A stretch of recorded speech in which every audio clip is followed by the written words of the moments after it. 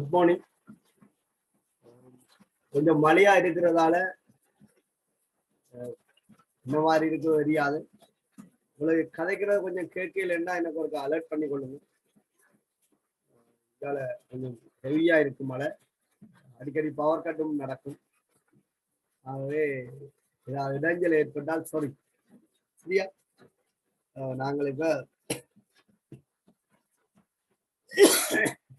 17ஆம் கூட்டத்துல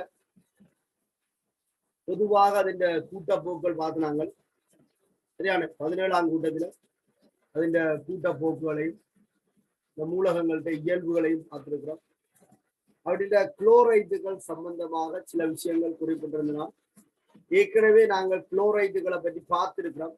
அந்த குளோரைட்டுகள்ட நீட் பகுப்புகளும் வெவ்வேறு சந்தர்ப்பங்கள்ல எழுதினாங்கள். இந்த இடத்துல நாங்கள் எல்லாத்தையும் ஒன்றாக எடுத்து அவற்றின் நீட் பகுப்புகள் விளைவுகளையும் பார்த்து நாங்கள் இன்னைக்கு தலையங்கம் போட்டுக்கொள்ளுங்க. 18ஆம் கூட்டம் 18ஆம் கூட்டம் என்று சொல்லி தலையங்கம் போட்டுக்கொள்ளுங்க.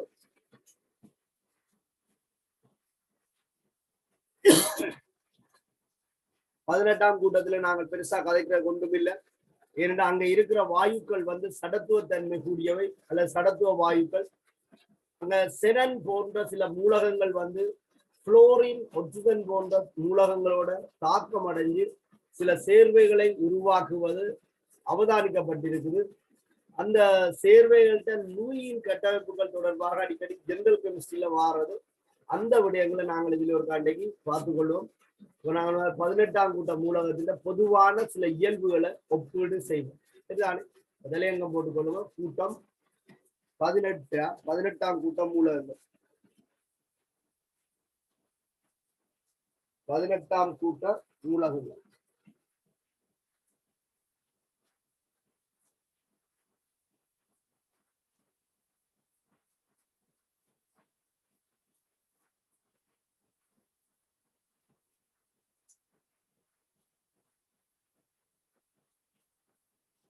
இதான் 18ஆம் கூட்ட மூலகங்கள். இதுல helium, neon, organ, krypton, Cheran, Radaan.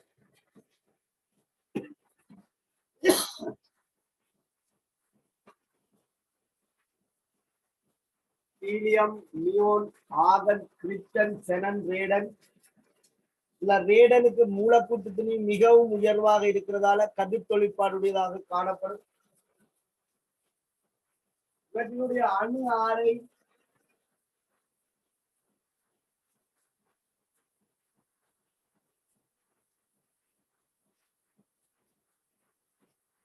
பிக்கோமீட்டர்ல இது வந்தர்வாலின் ஆரையாக இருக்குமென்று நினைக்கிறேன். 99 பிக்கோமீட்டர் என்று சொல்லி கொடுக்கப்பட்டிருக்கு. Neon 160,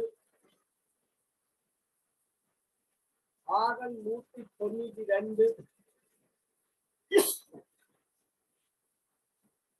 krypton 197, Shannon 240.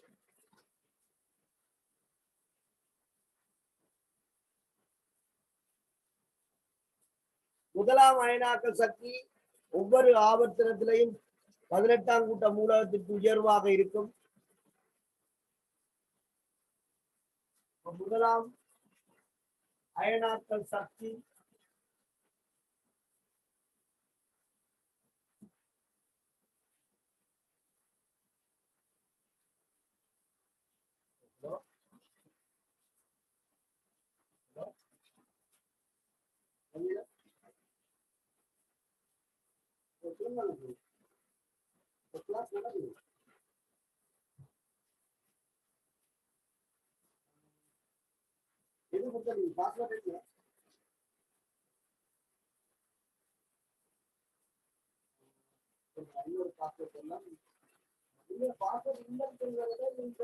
உங்களுக்கு ரெக்கார்டிங்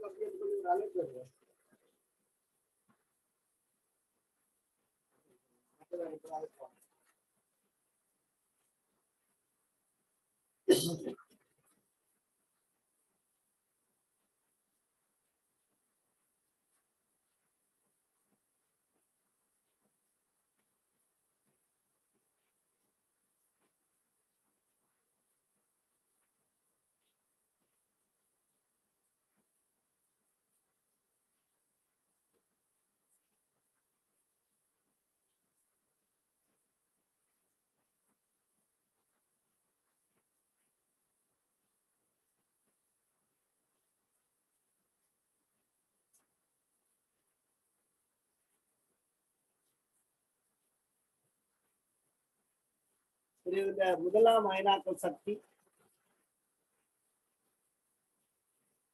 2373, 2080,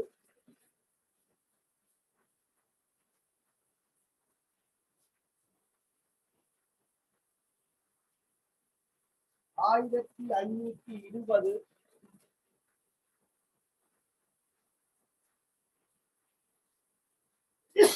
1520, 1350, 1170. முதலாம் அயனாக்கல் சக்தியின் தரவுகள் கூட்டத்தின் வழி குறைகிற ஒழுங்க பாருங்க.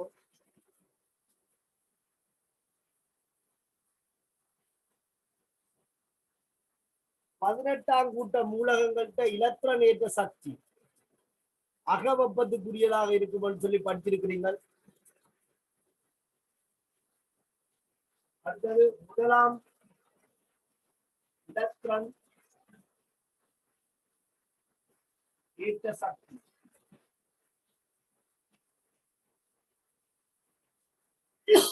முதலாம் இலத்திரனேற்ற சக்தி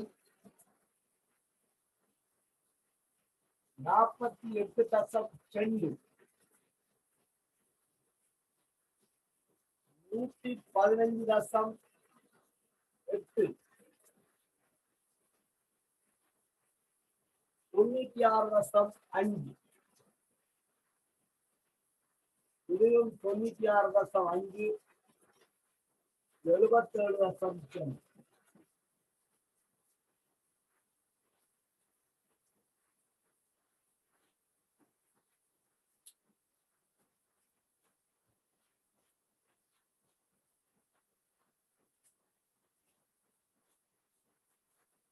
என்னன்னா கொஞ்சம் மழை அதிகமாக இருக்கிறதால நான் கதைக்கிறது உங்களுக்கு கேட்கல என்று நினைக்கிறேன்.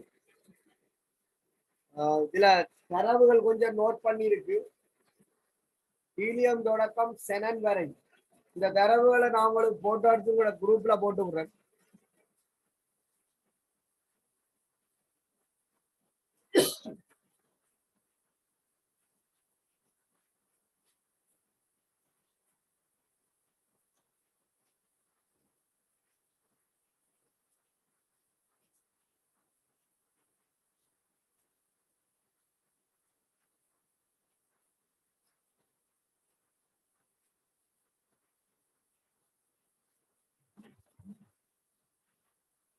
சரி, இந்த தரவுகளை நான் உங்களுக்கு போட்டு விடுறேன். இல்ல 18ஆம் கூட்ட மூலகங்கள் சம்பந்தமான சில இயல்புகள் எங்களோட ரிசோர்ஸ்ல தரப்பட்டிருந்தது.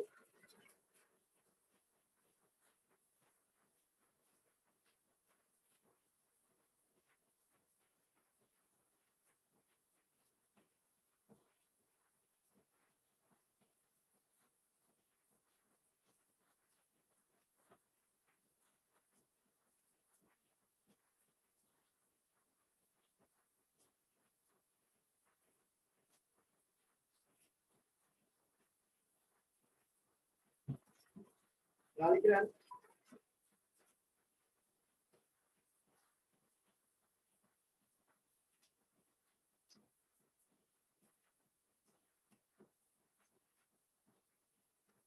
அடுத்த தலையங்கம் போட்டுக்கொள்ளுங்க. 18ஆம் கூட்ட மூலகங்களின் சேர்வைகள் என்று சொல்லி 18ஆம் கூட்ட மூலகங்களின் 18ஆம் கூட்ட மூலகங்களின் சேர்வைகள்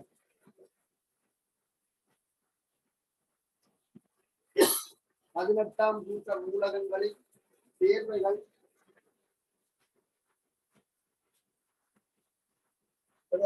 18ஆம் கூட்ட மூலகங்களின் சேர்வைகள். முதலாவது குளம் ஆக்சிஜன்,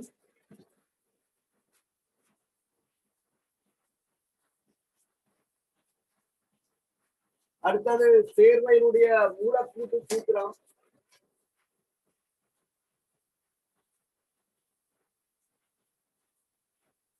அடுத்த கட்டமைப்பு. முதலாவது குளம் ஒக்சியேட்டன்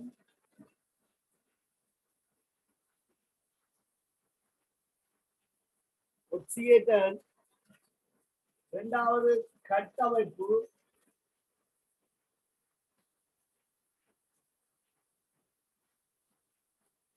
இரண்டாவது சேர்வை மூன்றாவது கட்டமைப்பு 18ஆம் கூட்ட மூலகங்கள் தாக்குத்திறன் குறைவையாக இருந்தாலும் இவற்றில இருக்கிற செனன் குறிப்பாக செனன் ஆக்சிஜன் புளோரினோட சேர்ந்து பல சேர்வைகளை தோற்றுவிக்குது சரிதானே அதை பற்றி தான் நாங்கள் இதுல பார்க்க போறோம்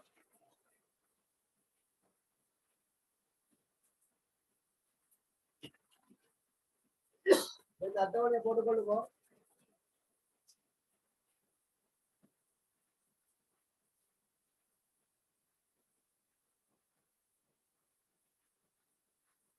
செனனுக்கு +2 ஒட்சியேற்ற நிலையில செனன் +2 ஒட்சியேற்ற நிலையில HCF2 என்று சொல்லப்படுகின்ற புளோரைடை தோற்றுவிக்கிறது இது என்ன வடிவம் என்று படிச்சீங்க என்ன வடிவம்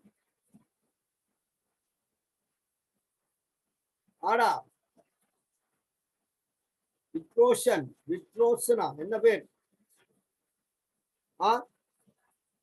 என்ன வடிவம் HCF2 என்ன வடிவம் இதுல மைய அணுவில 2 சிக்மா பிணைப்பு காணப்படும் இந்த மைய அணுவில 2 சிக்மா பிணைப்பு காணப்படும் 18ஆம் கூட்ட மூலகம் வலுவள ஓட்டில் 8 இலத்திரன்களை கொண்டிருக்கும் சரிதானே 18ஆம் கூட்ட மூலகம் 8 இலத்திரன்களை கொண்டிருக்கும் இதுல 2 பங்கிட்டு மிச்சம் 6 எத்தனை சோடி 3 சோடி அப்ப இது என்ன வடிவம் என்ன வடிவம்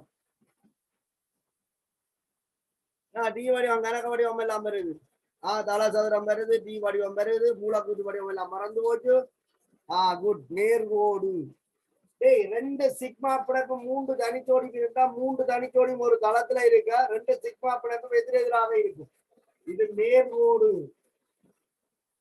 நான் மறந்து போச்சு ஜெனரல் கெமிஸ்ட்ரி நேர்கோடு மூலக்கூட்டு வடிவம் திருப்பி பாருங்க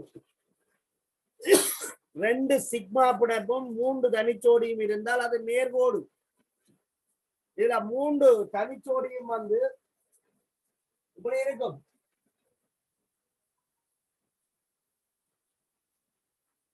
இதுல ஒரு தனிச்சோடி இதுல ஒரு தனிச்சோடி இதுல ஒரு தனிச்சோடி தனிச்சோடி 3 இப்படி இருக்க செங்குத்தாக ஒன்றும் கீழே ஒன்றும் எதிர்க்கிடப்பட்ட கோணம் 90 பாகையாக இருக்கு இதுல ஒரு புளோர் இதுல ஒரு புளோர் இது 3 தனிச்சோடி சரிதானே அப்ப தனிச்சோடி 3 தளவு கோண வடிவத்தில் இருக்க அதற்கு மேலையும் கீழையும் சிக்மா பிணைப்பு காணப்படும் அந்த சிக்மா பிணைப்பின் வடிவம் தான் மூலக்கூட்டு வடிவம் ஆகவே என்ன வடிவம் நேர்கோடு சரிதானே இந்த இலத்திரன் ஜோடி கேத்திர வடிவம் முக்கோண இருகூம்பகம் இலத்திரன் ஜோடி கேத்திர வடிவம் முக்கோண இருகூம்பகம்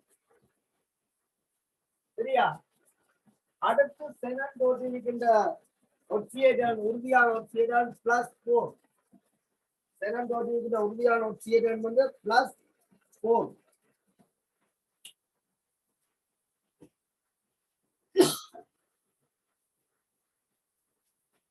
அது வந்து HCF4 அப்ப இங்க புளோரின் ஒரு பிணைப்பை மாத்திரம் தான் தோற்றுவிக்கும் அப்ப செனனோட 4 புளோரின் வந்து பிணைப்பில காணப்படும் 4 புளோரின் பிணைப்பில காணப்படும் இதுல 8 இலத்திரன் இருக்கு 4 இலத்திரனை பங்கீடு செய்து மிச்சம் 4 இலத்திரன் இருக்கு அப்ப தளத்துக்கு மேலே ஒரு தனிச்சோடி கீழே ஒரு தனிச்சோடி இருக்கு மூலக்கூட்டு வடிவம் குட் தள சதுரம் மூலக்கூட்டு வடிவம் தள சதுரம் இலத்திரன் ஜோடி கேத்திர வடிவம் எண்முகியாக இருக்கும் இந்த மூலக்கூட்டு வடிவம் தள சதுரம் தள சதுரம் சரிதானே HCF4. அடுத்தது +6 +6க்கு HCF6 சரிதானே. இதுல செனரிக்ல 6 புளோரின் சிக்மா பிணைப்பில காணப்படும். சரி, 6 புளோரின் சிக்மா பிணைப்பில காணப்படும். ஒரு தனிச்சோடியும் இருக்கு. ஒரு தனிச்சோடியும் இருக்கு. இதுண்ட மூலக்கூற்று வடிவத்தை தேடி தெரியாதுங்க. உங்களோட சிலபஸ்ல எண்முகி வரைக்கும் தான் மூலக்கூற்று வடிவம் குறிப்பிடப்பட்டிருக்கு. சரிதானே. அப்ப இதுக்கு போய் மெல்ல கட்டி ஒரு பிரியோசனம் விளையாருக்கும் தேவையா சொல்லுங்க, நான் தனிப்பட்ட முறையில அனுப்பி HCF6 HCF6க்கு 6 சிக்மா பிணைப்பும் ஒரு தனிச்சோடியும் காணப்படும். மையானது 6 சிக்மா பிணைப்பும் ஒரு தனிச்சோடிக்கும் வடிவம் தேடிக்கொண்டு பிரியோசனம் இல்லை. சரி, அடுத்தது +6ல ஒக்சியேட் தோற்றிருக்கிற இன்னொரு மூலக்கூறு HCO3 HCO3 HCO3ல செனன் ஒட்சிஜனோட மும்மை பிணைப்புகளை தோற்றுவிக்கும். செனன் மும்மை பிணைப்புகளை தோற்றுவிக்கும். இதுல 2, 4, 6 எலக்ட்ரான் பங்கிடப்பட்டிருக்கு. ஒரு தனிச்சோடி இருக்கு. 3 சிக்மா பிணைப்பு 3 பை பிணைப்பு ஒரு தனிச்சோடி. 3 சிக்மா பிணைப்பையும் ஒரு தனிச்சோடியையும் கொண்ட மூலக்கூற்று சூத்திரத்துல வடிவம் என்ன? அமோனியா மாதிரி. என்ன கிட்டத்தட்ட அமோனியா மாதிரி. 3 சிக்மா பிணைப்பு ஒரு தனிச்சோடி இங்கே வந்தா இருக்கு. இது முக்கோண கும்பகமாக இருக்கு.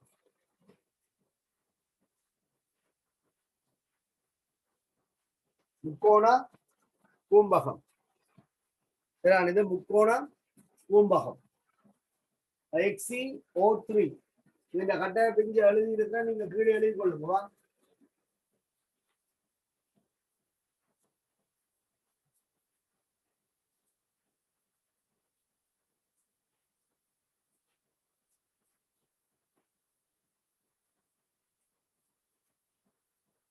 அடுத்தது நாங்கள் படிக்கிறதுக்கு மிகவும் உயர்வான ஒக்சியேட்டர் வெளிக்காட்டுகிறால் செனன் தான்.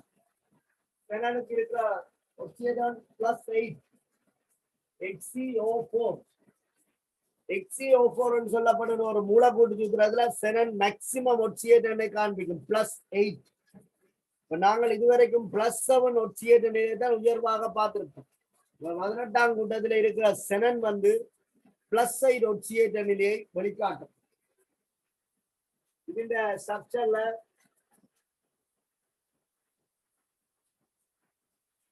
செனன்ல இருக்கிற எல்லா வலுவள ஓட்டு இலத்திரங்களை ஒட்சிஜனோட பிணைப்பை தோற்றுவிக்கும்.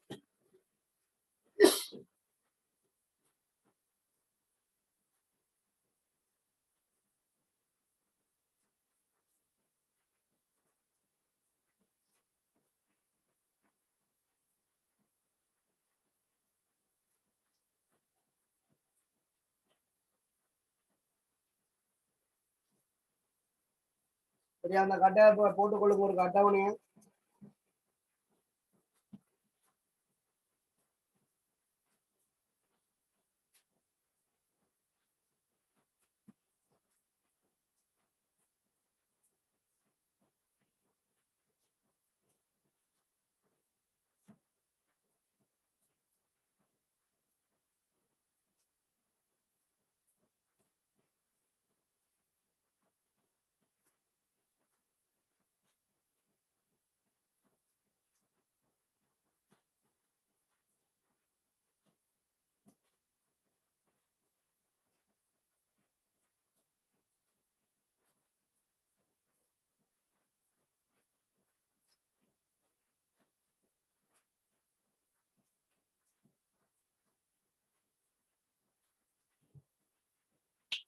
நம்ம 18ஆம் கூட்டத்துல செனன் +2 +4 +6 +8 ஒக்சியேட் நிலை சேர்வைகளை உருவாக்கக்கூடியதாக இருக்கு. அது வந்து தாக்குத்திறன் கூடின மூலகங்களான புளோரின் ஒக்சிஜனோடு தான் அது சேர்வைகளை தோற்றுவிக்கும்.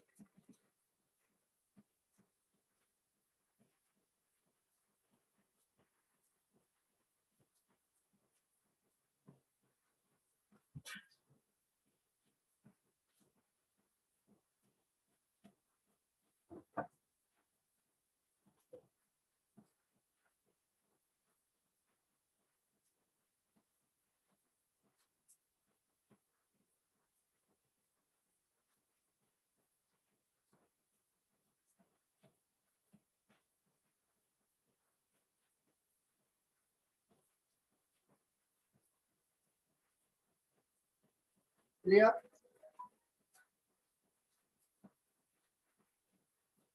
கீழே இந்த விஷயத்தை நோட் பண்ணி கொள்ளுங்க.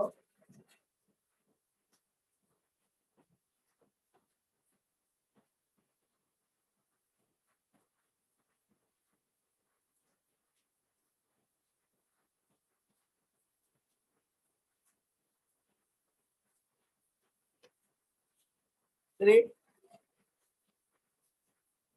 ஹீலியம், நியோன், ஆர்கன் இவற்றுக்கு தாக்குத்திறன் இல்லை. சரிதானே? இவை தாக்காது. ஆகவே இவற்றை நாங்கள் தடத்துவ வாயுக்கள் இப்பவும் சொல்ல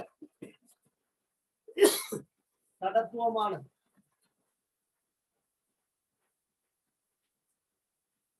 ஹீலியம், நியோன், ஆர்கனுக்கு இன்று வரை தாக்குத்திறன் கண்டுபிடிக்கப்படவில்லை. சரிதானே? ஆனா கிரிப்டன், செனன், ரேடன் தாக்குத்திறன் கூடின மூலகங்களான ஆக்சிஜன், குளோரினோட தாக்கும். சரியான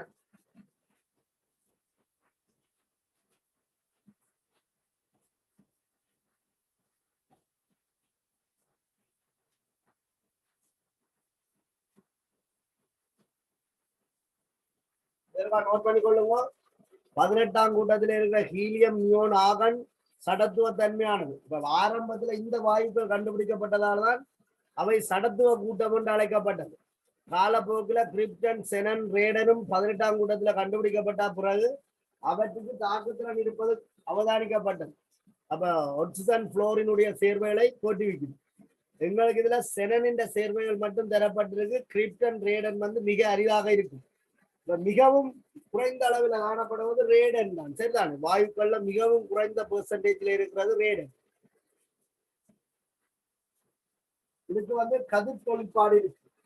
ரேடனுக்கு கதிர் தொழிற்பாடு. அதான் டேட்டா வால்யூக்களுடன் தரப்படவில்லை.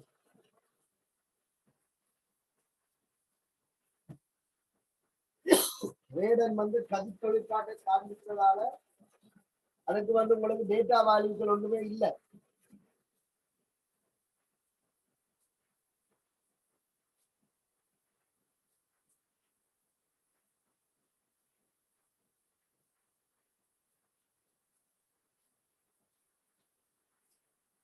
இந்த எல்லா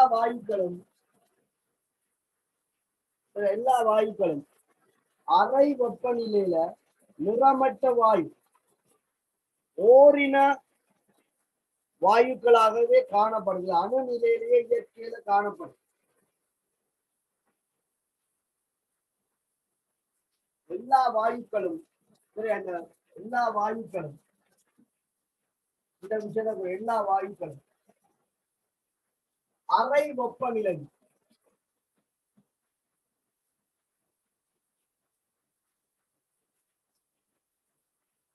அறை வெப்பநிலை நிறமற்ற வாயுக்கள்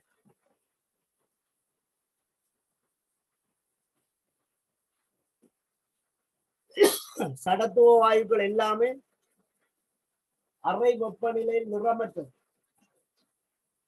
ஒற்றை அணுக்களாக காணப்படும். ஒற்றை அணுக்களாக நிலவும் காணப்படும். ஒற்றை அணுக்களாக காணப்படும்.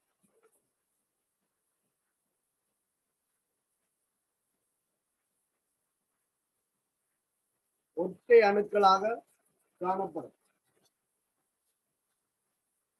அதான் ஓரணு வாயு வந்து சொல்றாங்க. ஓரணு இதை ஓரணு மூலக்கூறு என்றும் சொல்லுவார்கள். ஓரணு மூலக்கூறு என்று சொல்லலாம்.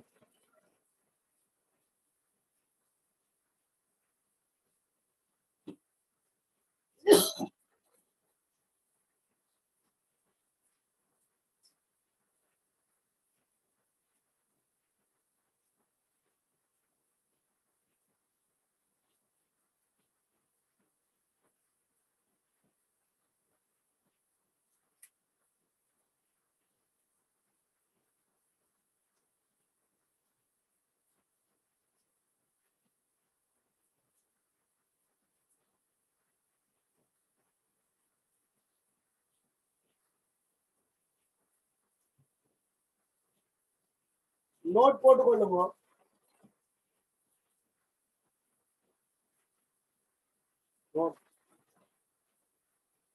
விழுமிய வாயுக்களின்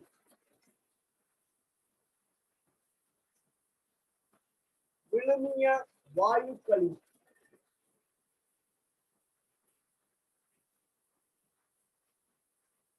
ஏன் இப்ப விழுமிய வாயு என்று சொல்றோம்? தாக்குத்திறன் இல்லாத வாயுக்களோட தாக்குத்திறனுடைய வாயுக்களும் வந்துட்டு அப்ப கொமனா சொல்லும் போது இதை விழுமிய வாயுக்கள் என்று அழைக்கப்படும். விழுமிய வாயுக்களில்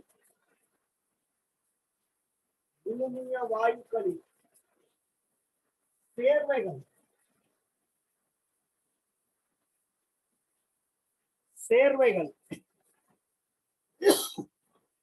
கண்டறியப்பட்ட பின்பு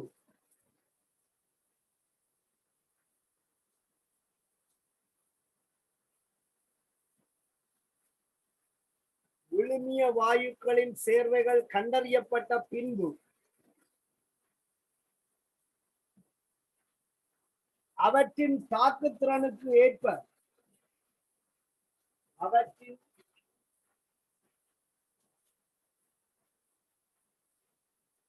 தாக்குத்திறனுக்கு ஏற்ப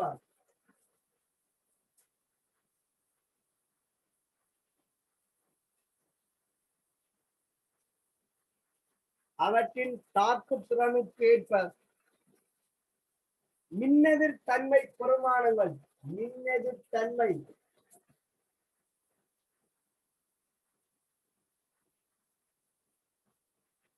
மின்னெதிர் தன்மை பெருமானங்கள்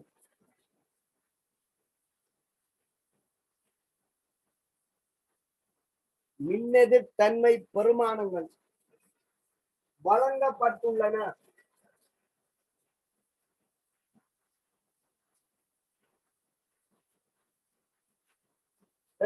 மின்னெதிர் தன்மை பெருமானங்கள் வழங்கப்பட்டுள்ளன.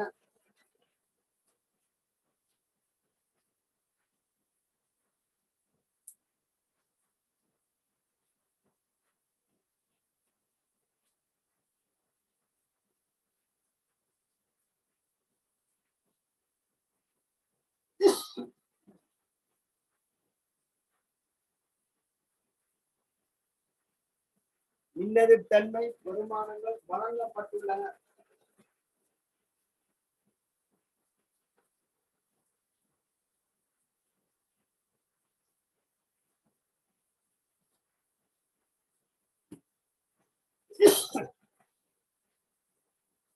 சரியா? இந்த விஷயத்தை ஒருக்கா நோட் பண்ணி கொள்ளுங்க.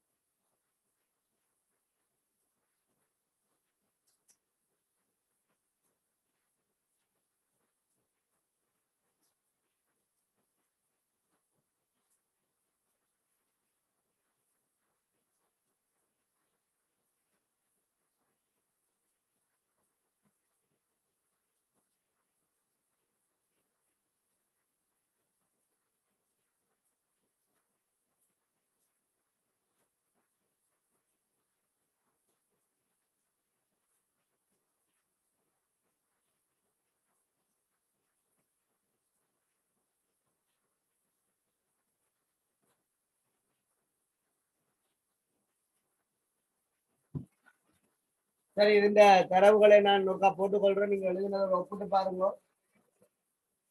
இதே போல 17ஆம் கூட்டத்தின் வாயுக்களும் குறிப்பிடப்படலாம். வலிக்கிறேன்.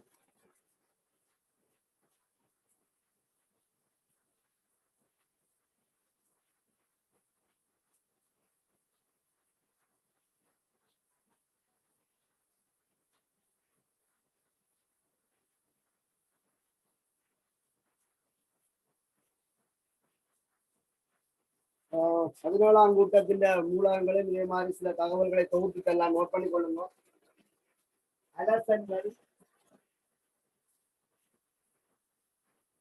அலசன்கள் என்பது 17ஆம் கூட்ட மூலகங்களைத்தான் அலசன்கள் என்று சொல்றது. இப்ப விழுமிய வாயுக்கள் என்றால் 18ஆம் கூட்ட மூலகங்கள் என்று சொல்வதை போல அலசன்கள் என்பது 17ஆம் கூட்ட மூலகங்கள்.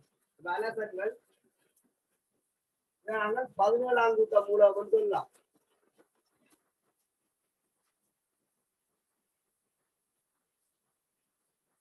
கார உலோகங்கள் சொன்னா கூட்டம் ஒன்றை சொல்ற மாதிரி, கார மண் உலோகங்கள் கூட்டம் ரெண்டை சொல்வதும் போல இது அலசன்கள். அப்ப இங்க யாரு இருக்கு? F2 இருக்கு, Cl2 இருக்கு, Br2 இருக்கு, I2 இருக்கு, Ap2 இருக்கு. F2 இருக்கு, Cl2 இருக்கு, Br2 இருக்கு, I2 இருக்கு, Ap2 இருக்கு. இதுல F2 இளமஞ்சள்,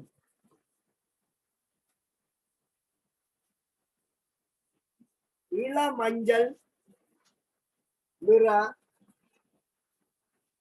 நச்சுவாயு, இளமஞ்சள் நிற நச்சுவாயு. Cl2 பசிய மஞ்சள் என்று சொல்றது. பசிய மஞ்சள், பசிய மஞ்சள் நிற நச்சுவாயு. Cl2 நச்சுவாயு, Br2 நச்சுவாயு, F2 நச்சுவாயு. F2 Cl2 அறை வெப்பநிலை அமுக்கத்துல வாயு நிலையில காணப்படும். பெற்ற பௌதிக நிலை கேஸ், அறை வெப்பநிலை அமுக்கம். அறை வெப்பநிலை அமுக்கத்துல Br2 திரவம். இது செங்கபில நிற திரவம், செங்கபில நிற திரவம்.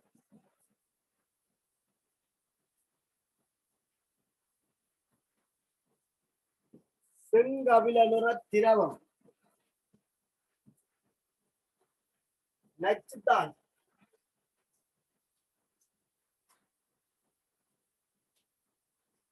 I2 வந்து திண்மம். இந்த I2 திண்மம் பளபளக்கும் உடையது.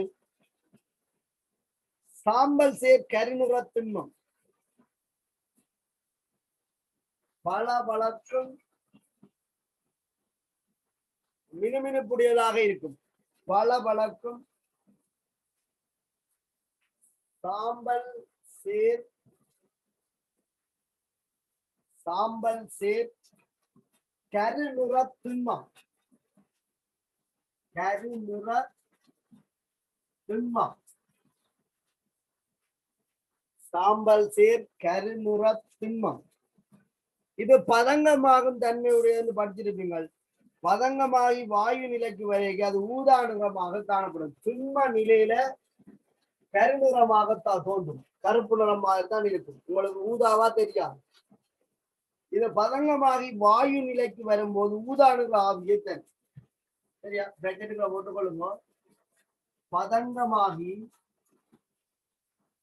திண்ம நிலையில இருந்து வாயு நிலைக்கு வர செயற்பாடு என்ன? பதங்கமாகி ஊதா நிற ஆவியை தரும். ஊதா நிற ஆவியை தரும். இந்த வாயு, ஆவிக்கு இன்னொரு பேர் வாயு. சரி,